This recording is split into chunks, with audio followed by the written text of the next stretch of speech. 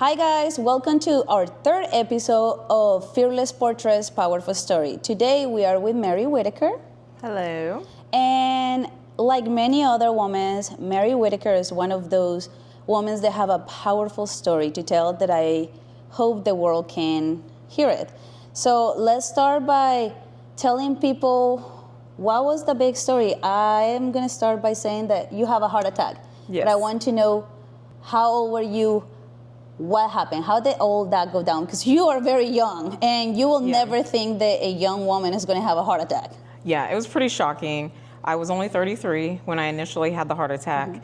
I had just had my youngest son. He was 5 weeks old. Oh my God. And so initially when I went to the hospital, they just thought it had something to do with postpartum. Yeah. And after doing blood work, they figured out pretty quickly that it was not. And so I got transferred from the hospital here to Kansas City, and I was there for 3 days, and that was in 2020. And so there was so much that went on, like different testing and everything that went on during that time. I found out that I actually have congestive heart failure, and I'm not sure what class I was in at the time, but I'm class 3, stage 3, and so there's only one more stage, of heart failure, so it's pretty serious at this point, but I'm stable, so that's good. What were your symptoms? Like, what did you start feeling when you're like, okay, I need to go to the doctor? Well, I wasn't even gonna go to the doctor. You sound like me. I never want to go. I'm like, don't call the ambulance. I know, I wasn't gonna go. My husband, he went to work, and so I called him. I was like, I'm just really not feeling well today. I just thought it was because I was tired, taking care of Newborn. 3 little ones and a newborn. And so I was shaky. It was like almost like I had indigestion. I was nauseous and lightheaded. And so I just thought maybe it was because I drank some coffee that morning, but I was like, I didn't even drink that much. So I thought I didn't need anything, so let me eat something. So I fixed some eggs, thinking protein would be, good, but none of that changed the way that I was feeling. I still felt really bad. And so my husband called me back and was like, check your blood pressure. So I checked it, and it was really high. And so he was like, okay, you need to call your midwife. So I let her know, and she was like, go straight to the hospital. So thankfully, I believe she had called ahead. They got me in so fast, got everything going pretty quickly. And, after we found out that it was a heart attack, I was like, but I wasn't having like... You're like, I didn't have do you have the arm pain that we're supposed to have? Like, there was no like, in all the pictures, you're like, you see that people. is so scary, because that's what they're teaching you to listen for, and the fact that was none of the symptoms you got is terrifying. Yes. And it's like the American Heart Association, like I started working with them, and I learned so much about the difference between women's symptoms and men's symptoms. And, of course, it's men's symptoms that have been taught for so long. And, heart disease is the leading cause of death for women. So that's crazy. Yeah, I've been really trying to get the word out there and like the symptoms that I had, because it wasn't like, I never would have thought heart attack at all. I never would have think that either. Like, I would have thought there was the chest pain, the arm thing. Well, and I think like something that I'm learning as we go is that not only affects if you're a man or a woman, but it affects also your race. Like a lot of those things, they have just make the studies on males, white males. Yes. And that's the only thing. But it's different, depends on your race and everything. It does. There's so many differences depending on your race, your age, just your different genetics. Because I found out last January that I actually have a genetic defect which has caused all of this. And of course it's rare. And they just really started knowing about it and like researching it in 2016. So there's hardly no research on this at all. It's crazy. So none of my cardiologists have had a patient that has this genetic defect. So I've been searching for a doctor, and of course there's none here, in Missouri. Go figure. Yes, and so there are some at Harvard that they are actually actively studying this genetic defect. So I'm actually going to reach out to them. I've got the linking everything to do their genetic testing so they can have their own, and then we'll just kind of go from there. So maybe you can help their research. That Yes. is really scary, having an issue and not having answers and not even know where to find the answers. Okay, so the heart attack, so you went, they told you that you have a heart failure. What is life with a heart failure? What is that like? You know, at first, I went back to work. You know, I really became like pretty depressed by it, and so I gained a ton of weight during that time. And it was just like surviving day to day, just kind of going through the motions, like that on top of postpartum. And then during that time, is real, girl. it is tough. And then you have that on top of it.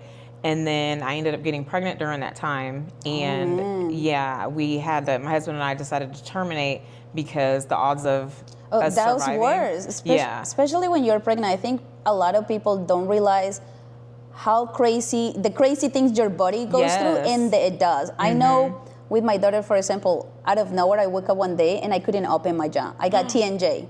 And I couldn't even stuck a finger on my jaw, and it was all hormonal. The pregnancy hormones, it's crazy. It's crazy, yeah. So I can only imagine how that was. Yeah, and so they ultimately left it up to us. They were like, we'll take care of you as best as we can, but they told you it was a high risk. Yes, yeah, That's extremely scary. high risk. And you have 3 kids. I had 4. Oh yeah, and the newborn. Yes, so that was a really hard decision, and that just spiraled me even further, into that. I can only imagine. It was a really hard 2 years after like finding that out, and I was still working, and I had my own business, and like over time I just noticed that I just did not like the way that I was feeling, and so started trying to lose weight, and did that. And then realized that I still wasn't like getting any better, because so many people were like, well, do you think your weight has anything to do with your, health issue? And, come to find out it does not. Yeah. And even at the time I had lost 100 pounds and I was still getting worse. Yeah. So it was like, it's not always just weight. About the weight. Yes. Yeah. So. Well, even healthy people die out of heart attacks all the time. Yes, and out of nowhere, they just don't wake up, and you never even know that they had an issue. Yeah. And that's like with my genetic disorder, you don't know you have it until you have it, unless you get testing. Yeah. If you find out that somebody in your family has it. So, when I looked at the paperwork and like the blood work, I was like, the one that is like almost the rarest would be the one. Because you are unique, so you have to get a rare thing. I know, and so it just makes it that much more important to me to tell people about it. Yeah. And so I work pretty closely with the American Heart Association, and I'm like, I'm ready to tell my story at any time, because people don't know, and especially women. Yeah, like now I love these interviews, because every time I'm doing this interview with one woman, I learn something different. Yes. Like I didn't know that either. My last interview, I learned that men can also get breast cancer. Yeah. I was like, what? So I'm like, every time I learn something different, and I just really enjoy it. Yes. Now, a question. Can I go back to the whole part where you have to terminate that? Yes. Is that okay if we ask a question? Okay. I'm comfortable talking about it now. Do you feel supported at that time? Because I feel like we are on a very religious state, and I feel like a lot of people could judge for that. Do you feel like your people supported you? For me, I am really religious. Yes. And this was, I think the reason why it was so hard for me is because I had always just been like pro-life, and so coming to that decision and having to do that, ultimately, I had told my husband, I was like, you're gonna have to make this decision, because I cannot make the decision. And he said, I wanna save my wife. So, that gives me a good spot, because that's his wife, that's the mom of his 4 kids. Yes. That's a really tough one to do. Yes, it was really hard, and I feel bad like putting that on him, because I know that it was hard for him too. But you are not in the mental place to do that. I in was the heart. not. Yeah. And even like the experience whenever we went in to the maternity or the labor doctors there at the heart center, it was like my husband and I came in, we sat in this, it was so small, like one of the smallest exam rooms that I've been in. And we're sitting there, and literally like doctor, nurse after nurse after nurse, like come in and fill the room and are like surrounding us. And they just start talking, and all they're doing is pouring out all these negative facts, and this could happen, and that could happen, and this could happen, and it's like, slow down. Yeah. I was like, this is just too much, and at the time I was like, there's no way that we can make this decision today. Like, this is way too much. And I feel like if I would have been there by myself and I didn't have my husband, like, I feel like I probably would have had a mental breakdown. I don't blame you. And so I was really happy to have him, and I never felt judged by him.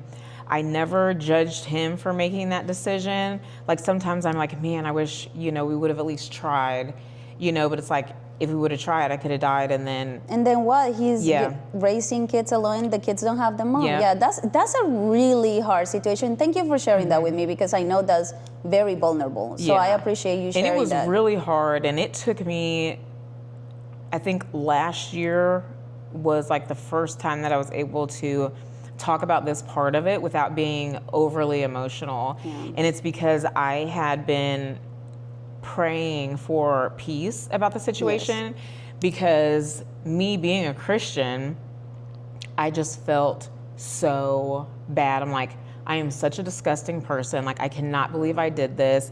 Like, I know that the Bible says God can forgive anything, but I can't even forgive myself. You are not forgetting yourself. That's the hard one, when you don't forgive yourself. Yes, I was like, I fully believe that God will forgive me, but it's like, why? Like, I did something so horrible, and that also pushed me to like dive into the Bible and do more research on it, and like actually learn what's in the Bible instead of just taking things that I've heard. Like, I was raised in church, but I never took the time to read and understand things for myself.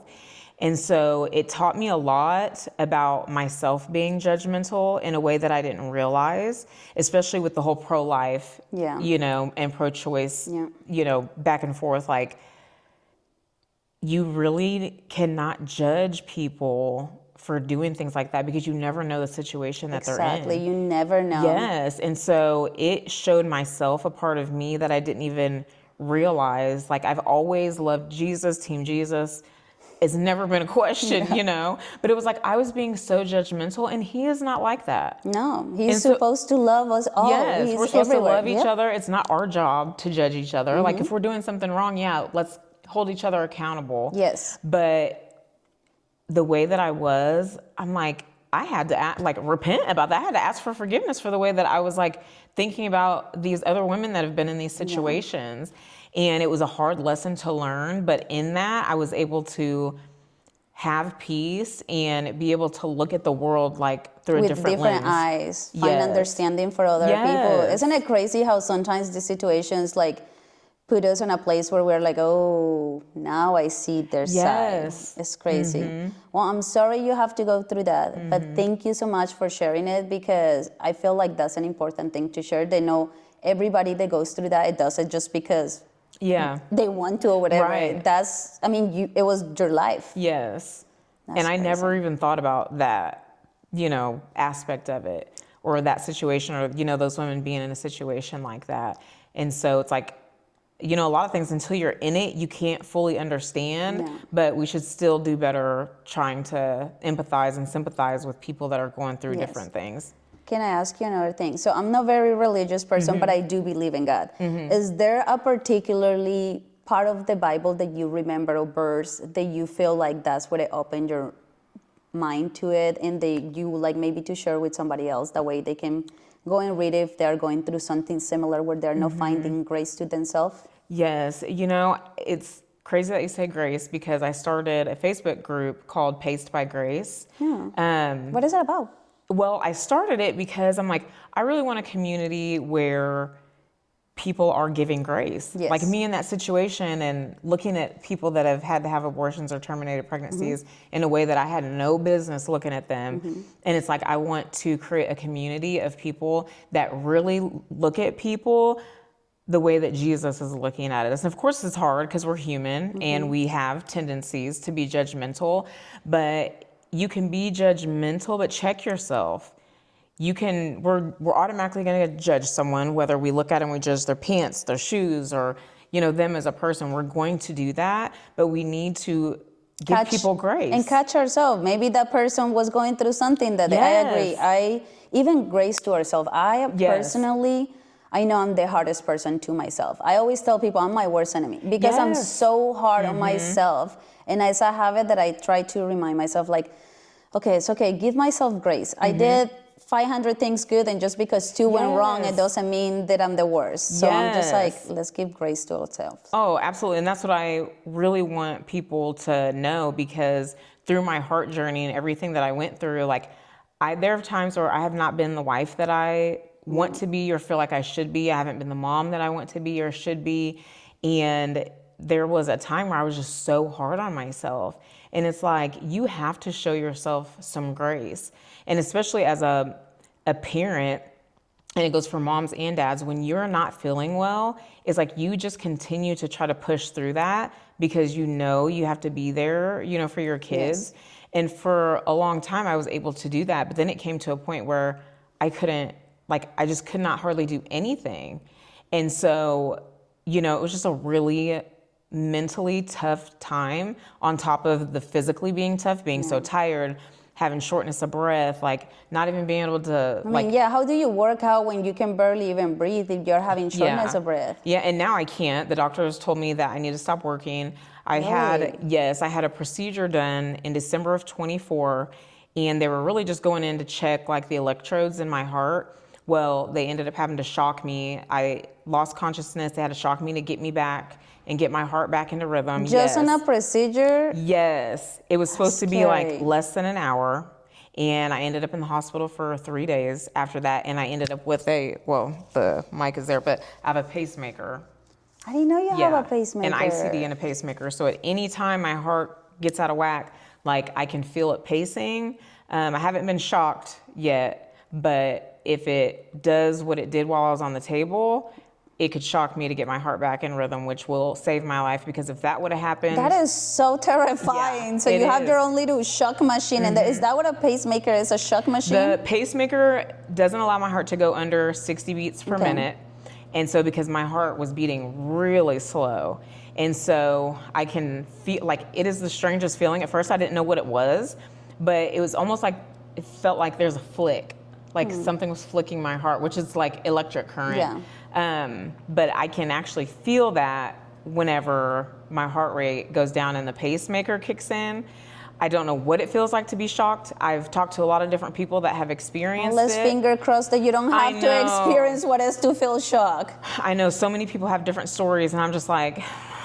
And it's almost like I never want it to happen, or I need it to just go ahead and happen so I can just get it, get it over with. Learn it from and get it over with. Yes. So, but I do have that, and it does give me peace of mind, because I know that it's going to save my life if that were to happen, because with what my heart did when I was in that procedure, if I would have been out on the street, I wouldn't have made it. So you pretty much almost die on that procedure, or you die on that procedure because they have to bring you back. That is crazy. Yes. And my poor husband was there by himself because it was just supposed to be quick in and out. Bless his heart. Yes. I'm like, I just can't even imagine. And he's been through so much. Like, I've been through a lot, but that poor man, he has really been so amazing. Like, he's the only one that works. Whenever they said that I couldn't work anymore, he didn't hesitate at all. Well, I remember him when he came over and he was looking at the photos of you. He is obsessed with you. I love that. That's my man. I love when I see men that are obsessed with the wife, and he's obsessed with you. Yes. So I love that. Yes, I tell him, he loves me so much. And for him and I, I'm thankful that he chose me. I'm thankful that we chose each other. Yes. And even with the things that we've been through, I would never want to go through that with anybody else. He has been such a big support, and he really does not get enough shine for that, with how amazing he's been and how strong he's been. Because I know there are times where, he probably feels like, oh my gosh, I'm about to have a mental breakdown. I was going to ask you, how did your family handle this? Because we deal with that, but our family deals with seeing how we go through depressions, how we go through all that, and that still hurts then. And then the dynamic of the whole family change. How did the dynamic change in your family, and how do they adjust to that? My kids have actually done really well. My daughter, she's 11 now, but you know, at the time she was much younger. Yeah. And whenever my husband had to go back to work, my mom and my mother-in-law would kind of take shifts sitting with me Yeah. because I couldn't even lift my baby for a while That's sad. because he was a big fat baby and I had a weight limit and he was over Yeah. that. So I kind of had them babysitting me and the kids for a while. But when that kind of stopped, you know, I had to explain to my daughter, like, if I fall asleep and I'm asleep for a long time and I don't wake up, like, this is what you need to do. Oh my And gosh, so- that is a terrifying thing to Yes. prepare your kid for. Yeah, yeah, she's so strong and she's really mature for her age. Yeah. Like, even still, she kind of has an old soul. And so, you know, I explained that to her and I could tell that she was just like, okay, like, She was ready for yes, if I'm needed, like, I am ready for action, you know? love that. And it was just crazy seeing her like that. Like, she didn't look like she was panicking or anything. She took in the information, you know, that we gave her and she was like, okay. Isn't that crazy? Kids can be Yes. amazing. They are, and my sons, they were so small that, I mean, He didn't know what was going yeah, on. they didn't know what was going on. But last year, my oldest son, he said that he was asking Santa to heal my heart for Christmas. Yes. That's so sweet. And so he has said, you know, it really bothers him, you know, whenever I have to go to the hospital or go get checked out. And so I know that he's old enough now that he's coming to the realization of how serious Yeah. it is. And so, you know, that hurts my heart for them to have that in the Yes. back of their mind. Yeah. And so the other two, they're still fairly young. So Yeah. they're not to that point, Yeah. you know, and I'm hoping, you know, once they are old enough that everything is in a good place to where they don't have to worry like everybody else has. But I'll say, like, for like the immediate family in my household, like, everybody took it really well. Like, the kids adjusted really well to the changes, which was really good. Kids can really adjust to anything pretty nicely, which is I'm thankful for that. But the community and like our extended family, our parents, siblings, cousins, friends, like, I mean, they really showed out. I love that. Like, we did not have to cook anything. People were cleaning, buying us groceries. Like, and even my husband, it was like, you never realize like how many people really care about you until something like that happens.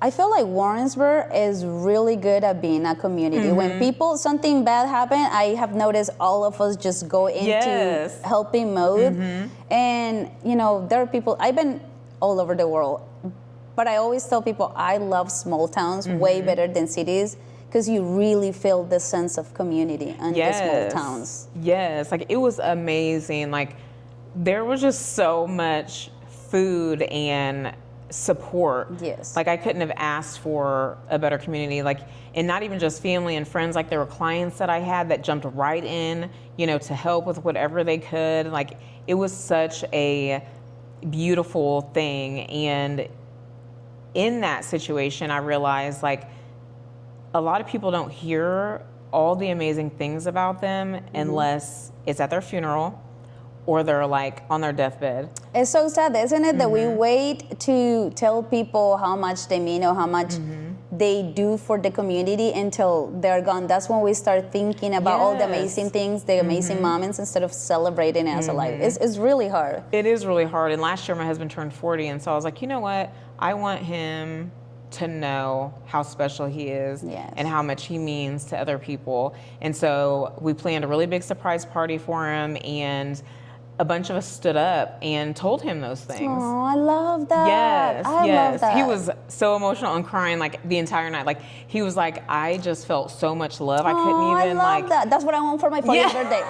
I love that. That's awesome, Yeah, though. and I told him, I was like, you are so amazing and you've done so much. Like, there is no reason that you should not hear these great things while you still While can. you're alive, what it matters. It matters Yes. now that you're alive, that you can hear them, you can be present with that. Because some people don't realize what an impact they've made on someone's life I agree unless with you you. tell them.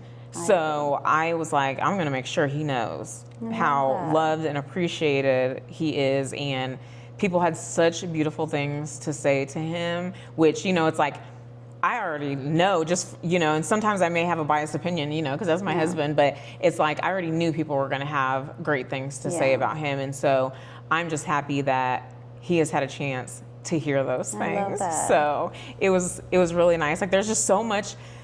And it's terrible when you almost die a couple of times.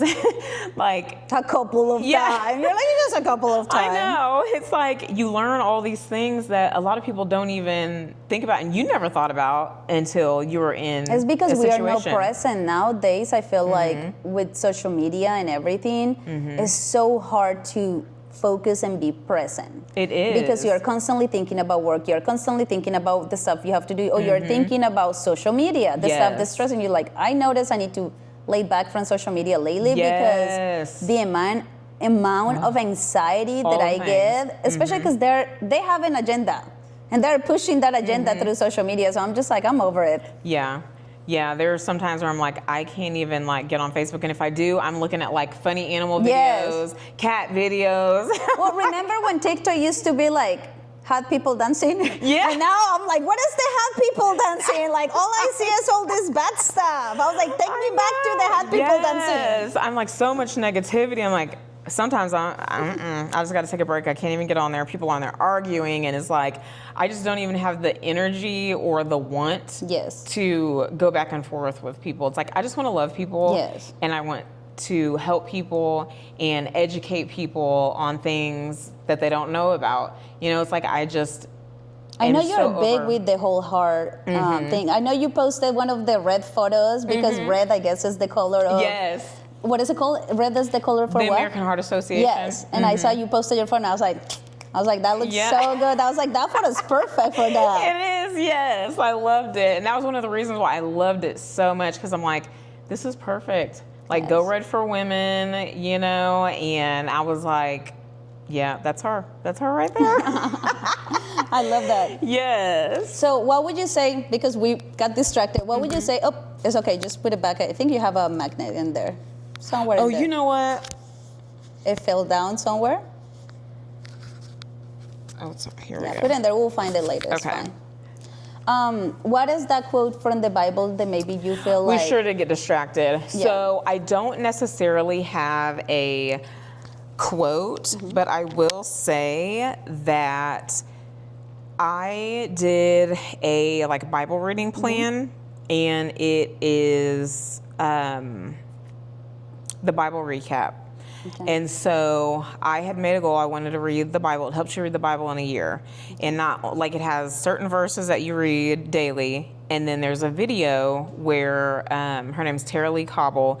She kind of breaks it down for you in like a great way, because there was stuff, you would read it and I'm like, it's hard to read the Bible. Yeah, I'm like, I'm not even really sure what that means, but she breaks it down and I'm like, okay, like I get that. And there are some things that are like hard to understand, or, it's like, oh, I don't really know how I feel about that. And it's like she knows whenever there are like parts of the Bible that people are going to like struggle with. And so it's like grace. Just show yourself some grace. Like, it's okay to feel the way that you're feeling. Like, God is not mad at you for feeling how you're feeling or questioning him, And so for me, it's repeated in the Bible so much, grace, the Lord's grace and mercy. And it's like he shows us so much grace, but we don't show ourselves grace, and we definitely don't give other people grace the way that we should.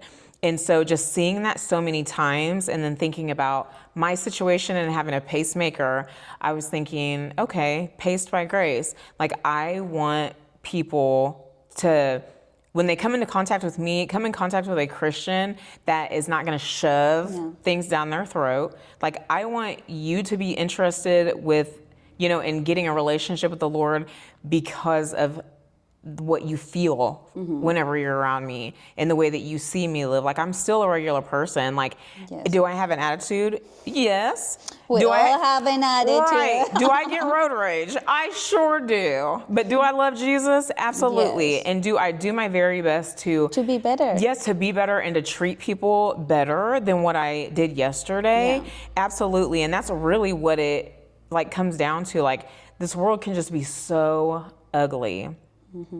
And I hate that. Yes. I hate that. And so, you know, it starts with yourself. You know, I had to be intentional about my thoughts and like my negative thoughts. Like I had to be intentional about stopping those and keeping that in the forefront of my mind. Like, you cannot think like that. Like, you don't know what they're going through.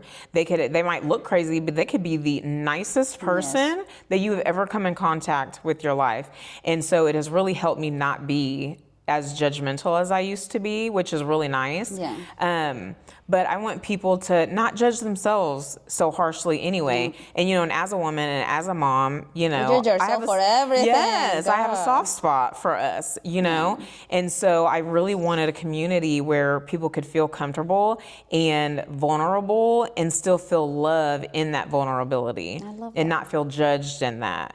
So that's kind of why I started that whole journey. And so there's a lot in the Bible, and I have not settled on like any certain verses. I know that Proverbs is probably my favorite book of the Bible.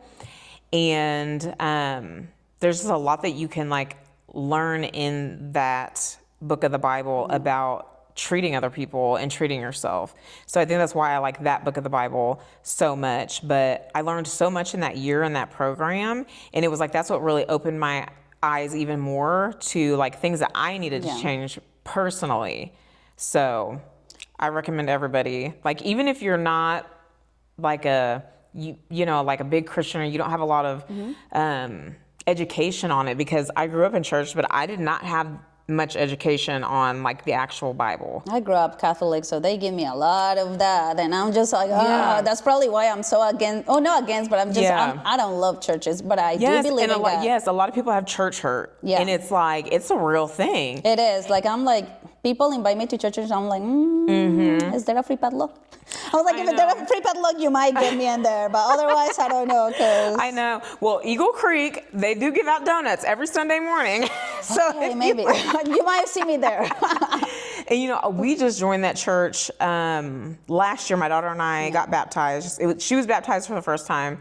I got rebaptized, and they have just been so like I have not felt judged in there. Like when I'm around people, like, you know, sometimes when you go to church, like people are looking at you like, who is this? That's why I don't like church, because I've been judged at church a few times, and I'm like, and unfortunately that happens a lot, you know, but I have not felt that here. Now, who knows, I may have, you know, an encounter or run-in with someone that I don't necessarily get along with, but in the mind frame that I'm in right now and what that church is as a whole, like I feel like it won't be like other instances, you know, that I've had. People in there just generally want to know God. They don't necessarily want to shove it down your throat or say, you have to believe it this way, and this is what we believe, and everybody else is wrong. Yeah. That's not how it is. They take what is said in the Bible, and they teach that. I like that. Because that's really what it is, you know, and it's non-denominational, which I feel like all the different denominations is a problem, because everybody takes little bits and pieces and make their own stuff. Yeah, so like even in like make Bible their own verses, stuff what is convenience to them. Absolutely. And then there are verses in the Bible where they'll stop it like in between, and they don't read the whole verse. Because they only want to and it's like, that's not even what that meant. They only want to feed you what they want you to hear. Yes, and so that's what I really like about the church that we go to now, and with me doing the Bible recap, because she's literally just telling you and like breaking it down in like layman's terms, you know, what it actually is saying, and the different ways that you can understand it, because she'll say, you know, this is how I understand it, but some people understand it this way. So she really tries to make sure like she's not making it like there's only one way, you know, for you to understand it, which was really good for me, because my mind, I also have ADHD. So when I'm like listening to it, you know, and I'm like, my mind is all over the place. So if anybody wants to just learn the Bible, like it was so interesting. Yeah, I definitely recommend that. So what does your life is moving forward, or what are you looking forward? Like, what is next for you? You're talking to this university. What does that mean for you? What does that mean for your health the next months, year? What had the doctor said about that? You know, they did say that the only cure for the genetic defect that I have is a heart transplant. Holy cow. Are you on a waiting list? I'm not on the list yet. They said that I'm not sick enough, which is good. It's good. Yes. But it's like, okay, well, how sick do I have to be and how long is it going to take to get that? What do they say about that? Right. They really don't say much about it, which, So you're living on limbo. Almost like you have to. See, it's almost like a blessing, a curse, because it's making you live every day so intensely because you don't know what's to come. Exactly. But at the same time, it's a fear. It's like, can I plan for the next 6 months? Can I plan what am I doing the next year? That is terrifying. Yes. Yeah, How it you is handle terrifying. That? Really just praying about it and just asking God for a peace that surpasses all understanding, because there's really no reason for me to be as calm and have as much peace as I do about the situation. I am intentional about choosing joy instead of allowing myself to fall into the depression that I was in. Like, I will not allow myself to do that again, because, every day it's like, okay, I get to see my kids another day. I get to see my husband another day. I am here. My heart is still beating. It might not be beating as great as somebody else's, but hey, she's still getting it done. Yes. So, the future is really kind of up in the air, but I know that I am going through this for a purpose. Like, this isn't happening to me. This is happening through me, because even 5 years into the journey, like, there are so many people that have thanked me for being so open and honest about everything that I've gone through and the emotions that I feel. So it's like, I know that there is a purpose for me, and I'm not done yet. So I don't feel like I'm going to be going anywhere, anytime soon. So I do feel really good about that. I do hope that once I get the genetic testing through Harvard, and they maybe want to partner up with me and do some research, I really hope that they are able to learn more about it, so that hopefully they can find a different cure instead of just having to get a whole new heart once yours gives out. So right now everything is being handled with medications. I take 12 medications a day. Holy cow, that's a lot of medications. It is a lot of medications, and it's taken a lot of tweaking to get them where I don't feel all the negative side effects, which some days I do, and it's like I cannot do anything because I'm so dizzy or I'm so fatigued. But those days aren't quite as bad. I don't see no red light. I wonder if I start charging, I'm gonna be dead. Oh my gosh, no, it is. Woo. Okay. For a minute I freak out. I was like, Angelica, you messed up. Welcome to ADHD Day. I did not take my medication today. This is what's going on. That's all right. We just would have had to do it again. I was freaking out for a second. I was like, I don't see no red light. That I messed up that big. I need to take my ADHD. I forgot my ADHD medication today, and this is what happened. That's okay. Hey, this is for great fun. So. But hey, it's working, so it doesn't even matter. Yes. So, okay, just to close up, anything that you think you want to put out there that will help other people? Because we talk a little bit about the symptoms, because I think that was very important, especially because women don't feel the symptoms like other people. Yes. But is there any other information that you would like to share with people out there to be aware of, or even your Facebook page, or anything that you want to tell them last to kind of close up this? Because this has been really good and educating. I love that. Thank you so much. Yes. So my Facebook page, which people can go to my regular one, which is just Mary Whitaker. My TikTok is Mary Ann Whitaker. My Instagram is Mary Ann Whitaker. And then I do have the Facebook group that is Paced by Grace. And so if people want support and be surrounded by a community of people that are going to show them grace, be encouraging, uplift them, affirm the way that they're feeling, then they can come on board and, just join the group and be a part of that community. And I will say that everybody needs to learn CPR. Even children can learn the basics of CPR, because there are children that have been dying of cardiac arrest. Are you serious? That's Absolutely. Insane. Yes, they don't know they have a heart condition. They go into cardiac arrest. Normally it's during a sporting event. And I saw that the other day. Yes. Somebody happened during a sport. That's crazy. Yes, and unfortunately, there are a lot of schools that don't have an AED device, which is basically what I have in my chest, Yes. just outside.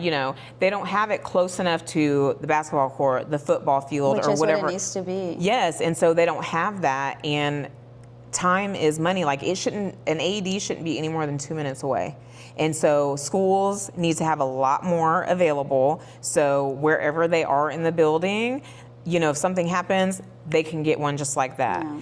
And so I've been working with the American Heart Association on that too. We went to Washington, D.C. and went and talked to, our Look government. at you. You're going Yeah. places, girl. But I love that because you're going Yes. places. You're turning something that was really traumatic into I'm going to help others with this. Yes. Instead of you could have just got there and curl on a ball and dwell on it. Yes. So that's very impressive. Thank you for doing I just that. want people to be educated and to be able to prevent things that are preventable. Yes. Sometimes things happen and there's nothing you can do. But in these instances, there's absolutely something that can be done. It's just a lack of equipment. And especially in smaller communities like ours and like the ones surrounding us, Yeah. they don't have the equipment that they need. And so we're pushing the government to fund the schools. They so should they fund can have, it, yes. Yeah, so they can have enough At least equipment. two. I feel like they need to have one at the nursery and one, like you say, Yes. at the sport area. Yes, and like the community center, the last sports director that they had, whenever he started working there, he realized they didn't have enough AEDs. And so just him having that education himself, he was able to have them get more devices around the Yes. building, which is really nice. But everybody doesn't know that, and everybody doesn't have that education. And so, it takes me and this Yes. and other people like spreading the word on the symptoms that women have, because they are not near the same No. as men's. Even stroke symptoms, like they're just not the same as men's. And so when people have that experience or know somebody that has, spread that information, because literally, even if it's one life, you've saved them. Yep. So there's just so many things that, it's crazy because as women coming from where we have come from, there just was no education on things that happen with us. Even hormonal things are just up in the air still. So people are still trying to figure out how to help us with that. Yeah. And so if I can do my part and help in the heart health, area, then that is exactly what I'm going to do, since I've went through it. And I know I'm just going to continue to spread the word and teach other people to take care of themselves, look out for those symptoms, and to have grace. I was going to say, Yeah. and to have grace. That's the most important. Well, Yeah. thank you so much for sharing, for being so honest, vulnerable. And I really hope this helps to somebody out there and to reach out the right people. So thank you. You're welcome. I appreciate you. Thank you.